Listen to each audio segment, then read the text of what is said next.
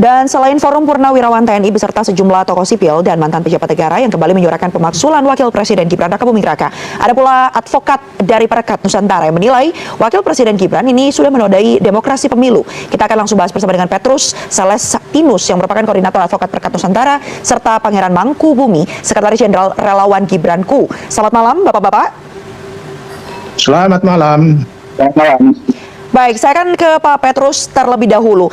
Sebelumnya bisa dijelaskan kepada kami siapa saja yang tergabung dalam Advokat Perekat Nusantara ini dan apa yang menjadi dasar Advokat Perekat Nusantara akhirnya memberikan somasi terhadap Wakil Presiden Gibran?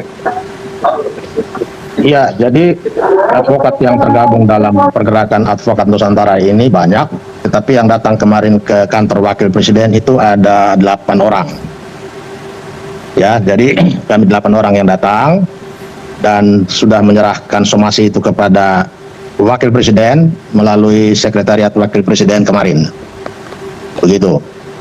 Baik, siapa saja? Apakah kemudian latar belakang dari para advokat ini hingga akhirnya memberikan somasi terhadap Wakil Presiden Gibran Rakabuming Raka, dan apa dasarnya, Pak Petrus? Ya, jadi advokat-advokat ini juga adalah advokat-advokat yang menjadi aktivis pembela demokrasi. Sehingga sejak perkara nomor 90 itu berproses, kami sudah aktif memantau jalannya persidangan perkara 90 itu. Bahkan tanggal 12 Oktober, artinya 1 minggu sebelum perkara 90 diputus, kami mengirim somasi kepada 9 hakim konstitusi itu supaya mundur dari perkara ini, perkara 90 itu. Kenapa? Karena kami lihat mereka punya konflik of interest, terutama Ketua Mahkamah Konstitusi Anwar Usman. Kami minta supaya mereka mengundurkan diri dari persidangan itu sesuai dengan perintah pasal 17 Undang-Undang Nomor 48 Tahun 2009 tentang kekuasaan kehakiman. Tetapi apa yang terjadi, somasi kami itu tidak didengar. Kalau Fufu Fafa itu benar diungkap dan benar itu menyangkut Gibran, itu sudah jadi alasan yang sangat kuat untuk itu. Seperti yang sudah kita bahas sebelum-sebelumnya, proses pemakzulan Gibran bukanlah sesuatu perkara yang sulit. Tapi ini juga bukan suatu perkara yang mudah.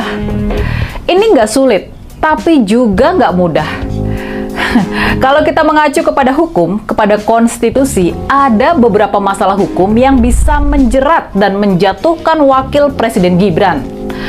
Seperti yang sudah dibahas sama Profesor Mahfud MD di podcastnya yang terbaru, ada 3 perkara yang bisa menjerat Gibran. Yang pertama adalah kasus korupsi. Kalau Gibran terbukti korupsi, baik sebagai wakil presiden maupun sebagai anak dari presiden, maka dia layak dijatuhkan. Bentuk korupsi ini bisa beragam, mulai dari menerima gratifikasi, nepotisme, hingga kolusi. Laporan-laporan dugaan korupsi Gibran dan anggota keluarga Pak Jokowi lainnya telah dilaporkan ke Komisi Pemberantasan Korupsi. Namun sejauh ini belum jelas bagaimana follow up dari lembaga tersebut. Yang kedua, menyangkut keputusan Mahkamah Konstitusi yang meloloskan Gibran dan ternyata kemudian terbukti telah melanggar etika di dalam proses pengambilan keputusannya. Soal ini bisa juga dijadikan argumentasi pemakzulan Gibran. Lalu, yang ketiga yang paling menarik, ada masalah Fufu Fafa. Bila benar bisa dibuktikan kalau akun Kaskus Fufu Fafa memang benar milik Gibran, maka dia bisa dijerat tuduhan telah melakukan perbuatan tercela. Ya, kembali lagi bersama saya di channel ini. Kita lihat bagaimana ya Gibran diminta untuk mengundurkan dirinya sendiri. Ya, di sini ada komentar-komentar, ya, saya bacakan kepada kita. Ya, rakyat sangat setuju kalau Gibran mengundurkan diri sebagai wapres daripada dimakzulkan.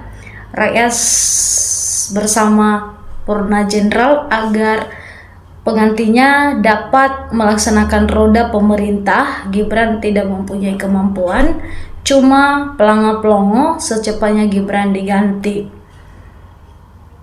Nah, ada lagi komentar-komentar di sini. Masyarakat setuju dengan Purnawirawan TNI lengserkan Gibran merusak konstitusi MK.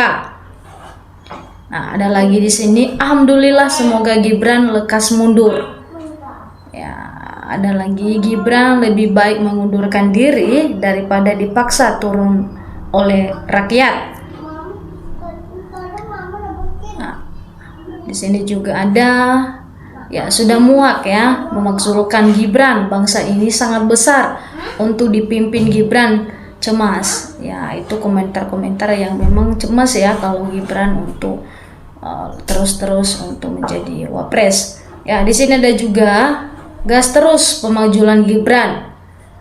Ya, ada lagi di sini, lebih baik Gibran itu diturunkan daripada bikin rakyat malu terus-terusan ya.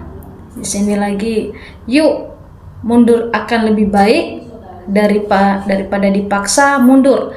Kerja nggak jelas, ngibul terus, ganti smart dong. Ada lagi di sini. Ya, yang nodai siapa? Yang dituduh siapa? Negara sudah diacak-acak oleh sengir oknum. Mau kemana negara ini dibawa pejabat-pejabat hukum yang begitu lengkap, pada kemana terus membiarkan diam 1000 kata. Nah, di sini ada juga, aku kurang yakin pemakzulan Gibran berhasil. Meski saya sendiri sangat menginginkannya. Dan juga mantap ya, negara ini semakin ngawur. Kalau wakil diturunkan bagaimana dengan Prabowo? Ada juga yang berkomentar seperti itu ya. Ada juga, udah mundur aja, lebih baik malu-maluin dari awal, udah melanggar aturan ya. Di sini ada komentar-komentar ya, sebaiknya diganti saja, belum pantas dia jadi wapres, rugi ya, katakan di sini ya, rugi negara memberi gaji besar kepada orang yang tidak bisa bekerja. Ya, di sini adalah purnawirawan TNI untuk Indonesia yang lebih baik. Di sini, bangsa ini cari padahal lewat penyelesaian masalah Gibran lebih rasional dan elegan, dan Mahfud MD lebih merawan, apalagi lewat korupsi. Lagi situ, kami siap menerima jika dilengsarkan sebagai kepala sekolah taman kanak-kanak. Wah. Nah, apalagi di sini, advokat kurang pekerjaan ya, suruh Gibran mundur, dak punya salah ya, suruh melanggar peraturan. Gibran